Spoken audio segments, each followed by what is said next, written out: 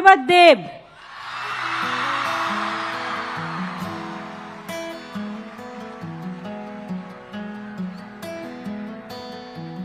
প্রথমে দিদিকে প্রণাম, আর নতুন বছরে অনেক অনেক শুভেচ্ছা। এই গান নিয়ে একটা ইতিহাস আছে আমার জীবনে, আমার এখনো মনে আছে 2011-তে শহীদ দিবসে আমি তখন একদমই নতুন, এখনই নতুন, তখন ভুল করে পাগলু গানটা গেয়েছিলাম। বিষয়টা একটু ব্যাখ্যা করবে?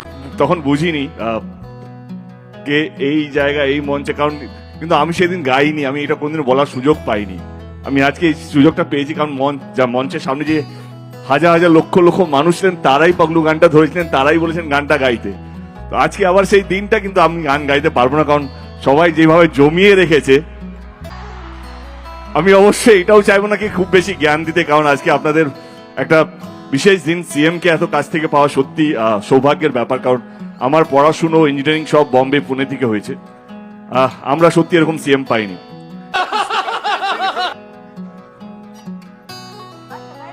কি গাই, কাকে বলছো? আরে তুই ওইটা গানা, কোনটা? ওটা খুব ভালো গাছ। কে তুমি নন্দিনী? আমি কবে গেছিলাম? হ্যাঁ গেয়েছিস আমাকে। আমি ওকে গাইতে বলো, কে তুমি নন্দিনী?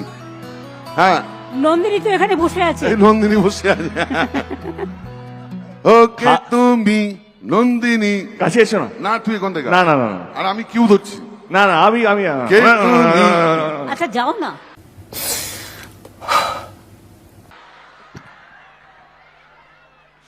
আচ্ছা আমি গাইবো একটু। আমার মাইকে কন্ট্রোলটা কার হাতে আছে? একদম জিরোতে। হ্যাঁ। কে তুমি নন্দিনী, আগে তো দেখিনি, চলেছ এই পথে। এই ফলস মারছে। কে তুমি নন্দিনী, আগে তো দেখিনি, চলেছ এই পথে, রূপে যে। আচ্ছা ঠিক আছে, ওকে গাইতে হবে না, ও গাইতে গাইতে একটু হেঁটে যাক, ওটাই কিন্তু একটা বিরাট কোরিওগ্রাফি হবে। কে তুমি নন্দিনী, আগে তো দেখিনি, চলেছ এই পথে, রূপে যে রঙ্গিনী, চিনে নিতে যদি চাও একটু থামো না, সামনে যা দেখি গা আসল কি নকল, শোনা জীবনে কি পাবো না, ভুলেছি। যদি আরেকবার সুযোগ পাই জীবনে, আবার কোনো পাতা যদি পিছনে গিয়ে খুলতে চাই, তাহলে বিশ্বাস করুন আমি আমার এই স্টুডেন্টস লাইফটাকে খুঁজে পেতে চাই। কারণ এই একটা সময় যেখানে সত্যি আমরা ভাবি কে কি হতে চাই। মাঝে মাঝে রাগ হয় টিচারদের উপর, মাঝে মাঝে রাগ হয় গার্জেনদের উপর, কেন বলে আমাদেরকে হোমওয়ার্ক করতে, কেন পড়াশুনো। কিন্তু বিশ্বাস করুন আজকে দাঁড়িয়ে বুঝতে পারি যে সত্যি যদি আরেকটু মন দিয়ে পড়াশোনাটা করতাম, সমাজে একটা ভালো মানুষ হতে পারতাম। নিঃসন্দেহে তুই ঠিক কথা বলেছিস। এই সময়টাকে হয়তো অনেক রাগ হবে, অভিমান হবে, হিংসে হবে অন্যের উপর, কেন ফার্স্ট এলো, কেন আমি ফেল হলাম, আমি তোর থেকে বেশি পড়ি। বিশ্বাস করুন এই একটা সময়, এই যে 10 থেকে 16 বছর বা 18 বছরের যে সময়টা বয়সের, সেটা ইজ দ্য প্রিমিয়াম টাইম। জীবনে প্রচুর সময় আসবে, ভালো মন্দ খারাপ, কিন্তু 10 থেকে 16-18 বছরটা জীবনে ফেরত পাবেন না। ঠিক বলেছো। যতটা পারবেন এই সময়টাকে ইউজ করবেন পড়াশোনার মাধ্যমে, কারণ এইটাই ভিত জীবনে বড় হওয়ার, এইটাই ভিত। যদি দিদি হতে চান তো এই একটা সময়, আমার মতন বা যত আইপিএস এখানে বড় বড় মানুষরা আছেন মঞ্চে উপরে, যারা আমার চেয়ে অনেক বেশি গুণী, অনেক বেশি সমাজের জন্য কাজ করেন, এইটা হচ্ছে বয়স। এইটা বয়স না এখানে পৌঁছানোর জন্য। এইখানে যদি আপনারা চিন্তা আপনার ঠিক জায়গায় ইউজ করেন, বা আমার কথা শোনেন, আপনাদের গার্জেনের কথা শোনেন, দেখবেন আপনারাও এক না একদিন এই মঞ্চে বসে থাকবেন।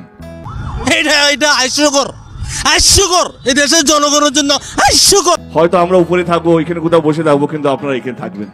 এইটাই হচ্ছে সেই বয়সটা। যদি এখানে বসতে চান তাহলে এই হচ্ছে বয়স। ধন্যবাদ, থ্যাংক ইউ সো মাচ। আরে এরা কারা, কোত্থেকে এলো?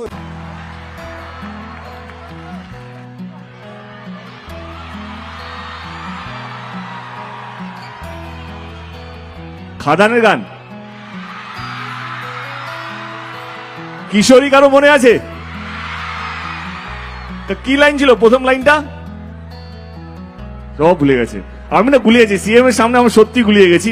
আজকে আমাকে ক্ষমা করবেন দিদি, আমার মাথা কাজ করছে না, সো সরি। তুমি যা পারো তাই গাও। আমি না এমন একটা গান মাথায় এসছে, যেটা গাইলে আমি আজকে রাত্রের দিকে না এক্ষুন দিকে ট্রোল হতে শুরু করবো। ও মধু কারো মনে আছে? এটা এখনই মাথায় এলো। আবার ভুলে গেলাম লাইনটা। প্রথম লাইনটা কি ছিল? হে you, you are my love, জানো তুমি, একসাথে। Hey you, listen to me, you are my love, জানো তুমি, তুমি তুমি তুমি করে লাল নীল স্বপ্নের ভিড়, দুজনেই কাছাকাছি, বালু জল জুড়ে আছি, হতে চাই একলা নিবি, একসাথে। I love you, একসাথে। ও মধু,